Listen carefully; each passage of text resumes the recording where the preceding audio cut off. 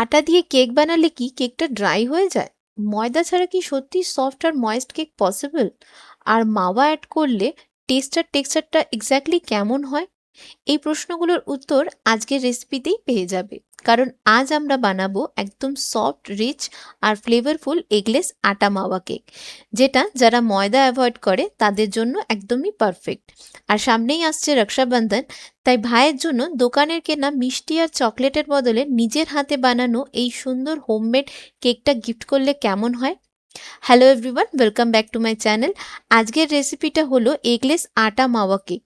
ময়দা ছাড়া, ডিম ছাড়া, বাট ফ্লেভার আর টেক্সচারে একদমই কোনো কম্প্রোমাইজ নেই। আটার হোলসাম টেস্টের সঙ্গে মাওয়ার রিচ ক্রিমি ফ্লেভার মিলে কেকটা হয়ে ওঠে খুবই কমফোর্টিং আর ফেস্টিভ। স্পেশালি যারা ময়দা অ্যাভয়েড করো তাদের জন্য এটা খুবই ইউজফুল একটা রেসিপি। আর রক্ষাবন্ধনের মতো স্পেশাল অকেশনে ভাইয়ের জন্য নিজের হাতে বানানো কেকের ভ্যালুই কিন্তু আলাদা। সিম্পল ইনগ্রেডিয়েন্ট দিয়ে বানাবে, বাট প্রেজেন্টেশন আর টেস্টে স্পেশাল ফিল থাকবেই। তো চলো দেখি ময়দা ছাড়া এই আটা মাওয়া কেকটার কতটা সফট, ময়েস্ট আর ডেলিশিয়াস হয়।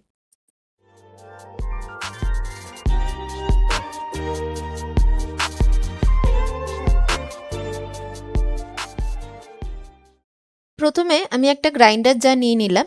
এবার এর মধ্যে দিয়ে দিচ্ছি 1/2 কাপ চিনি, সাথে দিচ্ছি 1/4 কাপ সুজি, আর দুটো দিচ্ছি এলাচ। এবার সব কিছুকে ভালো করে গ্রাইন্ড করে একটা ফাইন পাউডার বানিয়ে নিয়ে আসছি। তো এখানে সুজি কেন ইউজ করছি? সুজি কেকের টেক্সচারটাকে আরও বেশি সফট আর ময়েস্ট করতে হেল্প করে, সাথে কেকের মধ্যে একটা হালকা দানা দানা ভাব এনে দেয়, যেটা কেকটাকে আরও বেশি ইন্টারেস্টিং করে তোলে। আর সুজি দুধটা কিছুটা অ্যাবজর্ব করে নেয়, তাই কেকের ভেতরটা নরম থাকলেও টেক্সচারটা বেশ ভালোভাবে সেট হয়, ড্রাইও হয় না, আবার বেশ ভারীও লাগে না। এবার মিক্সিং বলে প্রথমেই দিয়ে দিচ্ছি 1/4 কাপ রিফাইন্ড তেল, তারপর দিয়ে দিচ্ছি গ্রাইন্ড করা পাউডারটা, আর এবার এর মধ্যে দিয়ে দিচ্ছি 3/4 কাপ দুধ, আর সাথে দিয়ে দিচ্ছি ফ্লেভারের জন্য 1 টিস্পুন স্যাফরন এসেন্স বা কেসার এসেন্স, আর সাথে দিচ্ছি 1/4 টিস্পুন রোজ এসেন্স। যদি রোজ এসেন্স না থাকে তাহলে কেওড়া এসেন্সও দিতে পারো। এবার সব কিছু ভালো করে মিশিয়ে নেব, যাতে চিনিটা ভালোভাবে ডিজলভ হয়ে যায় দুধের মধ্যে, আর সব উপকরণ মিলে একটা স্মুথ মিক্সচার পেয়ে যায়। এবার এই মিক্সচারটাকে 5 থেকে 10 মিনিট রেস্ট করতে দেবো, যাতে সুজিটা ভালোভাবে দুধটাকে অ্যাবজর্ব করে নেয়, একটু সফট হয়ে যায়। তারপর এর মধ্যে বাকি ইনগ্রিডিয়েন্টগুলো অ্যাড করে কেকের ব্যাটারটাকে রেডি করে নেব। তো মিক্সচারটা যতক্ষণ রেস্ট হচ্ছে ততক্ষণ চলো দেখে নিই এখানে কি কি ড্রাই ফ্রুটস নিয়েছি। তো ড্রাই ফ্রুটসের মধ্যে আমি এখানে নিয়েছি কিছু কাজু, পেস্তা আর আমন্ড। কারণ এটা যখন মাওয়া কেক তখন নাটসের রিচনেস তো থাকতেই হবে। এগুলো কেকের টেস্ট আর টেক্সচার দুটোকেই আরও বেশি রিচ করে তুলবে। এবার এই কাজু, পেস্তা আর আমন্ডগুলোকে পাতলা পাতলা স্লাইস করে কেটে নিচ্ছি, যাতে কেকের মধ্যে ইজিলি এগুলো মিক্স হয়ে যায় আর প্রতিটা বাইটে নাটসের ক্রাঞ্চি নাটি ফ্লেভার ভালোভাবে পাওয়া যায়। এবার কেকটা বেক করার জন্য একটা 6 ইঞ্চের কেক মোল্ড নিয়েছি। কেক মোল্ডটাকে রেডি করে নেব। তো প্রথমে মোল্ডটাকে হালকা করে অয়েল ব্রাশ করে নিচ্ছি, তারপরে বেকিং পেপার লাগিয়ে নেব। তো সাইডেও কিন্তু আমি বেকিং পেপার লাগিয়ে নিচ্ছি, একটু ওপর পর্যন্ত তুলে রাখবো পেপারটাকে। এটা কিন্তু একটা সিম্পল ট্রিক, টল কেক মোল্ড না থাকলেও এই এক্সট্রা বেকিং পেপারের হাইট কেকটাকে ভালো করে রাইজ করতে স্পেস দেয়, আর কেকের হাইটটাও কিন্তু এতে ভালো আসে। এবার কেক ব্যাটার বানানোর জন্য রেস্ট করতে রাখা মিক্সচারটার উপরে একটা ছাঁকনি রেখে তার মধ্যে দিয়ে দিচ্ছি 1 কাপ গমের আটা, সাথে দিচ্ছি 1 teaspoon baking powder, 1/4 teaspoon baking soda আর 1/8 টিস্পুন বা 1 চিমটে লবণ। সব কিছু একসাথে ভালো করে চেলে নেব ছাঁকনি দিয়ে, যাতে ড্রাই ইনগ্রিডিয়েন্টসগুলো ইভেনলি মিক্স হয়ে যায় আর কেকের টেক্সচারটা লাইট হয়। আর এখানে আমি ইউজ করছি 1 কাপ মিল্ক পাউডার, কারণ এটা মাওয়া বা খোয়ার বদলে মাওয়ার মতোই রিচ ফ্লেভার আর ক্রিমি টেস্ট দিতে হেল্প করবে কেকটাকে। তাই আলাদা করে মাওয়া বানানোর কোনো ঝামেলা নেই। আর তুমি যদি হোমমেড মাওয়া দিয়ে এই কেকটা বানাতে চাও, তাহলে আমার প্রিভিয়াস মাওয়া কেক, ম্যাঙ্গো মাওয়া কেক আর ক্যারট মাওয়া কেকের রেসিপিগুলো চেক করে নিতে পারো। সেখানে আমি হোমমেড ইনস্ট্যান্ট মাওয়া বানানোর মেথড ডিটেলে দিয়েছি।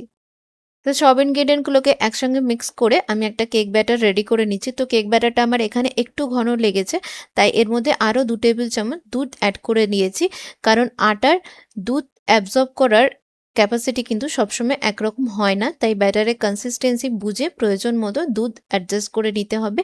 এতে কেকটা বেক হওয়ার পর আরও বেশি সফট আর ময়েস্ট থাকবে। তো দেখো কেক ব্যাটারটা কিন্তু আমার পুরোপুরি মিক্স করা হয়ে গেছে, আর কেক ব্যাটারের কনসিস্টেন্সিটা কিন্তু একদমই পারফেক্ট হয়েছে। তো এবার এর মধ্যে অ্যাড করে দিলাম 1 টিস্পুন ভিনিগার। ভিনিগারের জায়গায় তোমরা চাইলে লেবুর রসও দিতে পারো।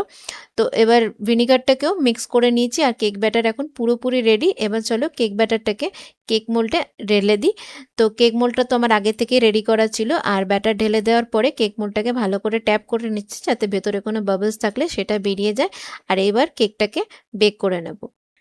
তো এবার ওপর থেকেও আরও কিছু নাটস ছড়িয়ে দেবো, যাতে বেক হওয়ার পর প্রতিটা বাইটের রিচ নাটি ফ্লেভার আর হালকা ক্রাঞ্চ পাওয়া যায়। এবার কেকটা বেক করার জন্য একদমই রেডি।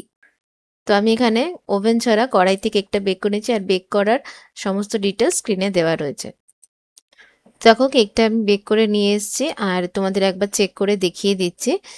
তো দেখো আমি একটা কাঠি দিয়ে কেকটাকে চেক করে নিলাম, আর কাঠিটা কিন্তু একদমই পরিষ্কার বেরিয়েছে, তার মানে কেকটা ভালোভাবে বেক হয়ে গেছে। এবার কেকটাকে ঢাকা দিয়ে ঠান্ডা করতে দেবো রুম টেম্পারেচারে রেখে। তো প্রায় 2 ঘন্টা পরে কেকটা কিন্তু এখন ঠান্ডা হয়ে গেছে। এবার কেকটাকে আমি কেক মোল্ড থেকে বের করে নিলাম। তো দেখো কেকটা দেখতে একদমই সিম্পল, কিন্তু টেস্ট করলে কেউ বুঝতেই পারবে না যে এটা ময়দা দিয়ে নয়, আটা দিয়ে বানানো। মাওয়া আর নাটসের জন্য কেকটা কিন্তু বেশ রিচ আর টেস্টি হয়েছে, আর টি টাইমের জন্য কিন্তু একদমই পারফেক্ট। তো চলো এবার কেকটাকে কেটে দেখি যে এর ভেতরটা কেমন হয়েছে। তো দেখো স্লাইসটা কত সুন্দরভাবে বেরিয়ে আসছে কেকের, আর ভিতরটাও দেখো বেশ সফট দেখতে লাগছে। আর কেকটা হালকা নরম আর সফট, আর মাওয়ার ফ্লেভারটা কিন্তু খুবই সুন্দরভাবে পাওয়া যাবে কেকের মধ্যে। আর মাঝে মাঝে কাজু, পেস্তা আর বাদামের টুকরোগুলোও পাবে। তো যারা ময়দা অ্যাভয়েড করো তাদের জন্য এই আটা কেকটা একবার ট্রাই করে দেখতেই পারো। আটা দিয়ে কেক ড্রাই হয়ে যাবে এমন ভাবার কোনো দরকার নেই। ঠিকভাবে বানালে আটা দিয়েও কেক কিন্তু খুবই নরম আর ভালো হয়। আর সামনেই যেহেতু রক্ষাবন্ধন, তাই ভাইয়ের জন্য নিজের হাতে বানানো এই সিম্পল হোমমেড কেকটা চাইলে বানিয়ে দিতেই পারো। কম ঝামেলায় একটা সুন্দর হোমমেড ট্রিট পাওয়া যাবে কিন্তু। তো এই ছিল আজকের এগলেস আটা মাওয়া কেকের রেসিপি।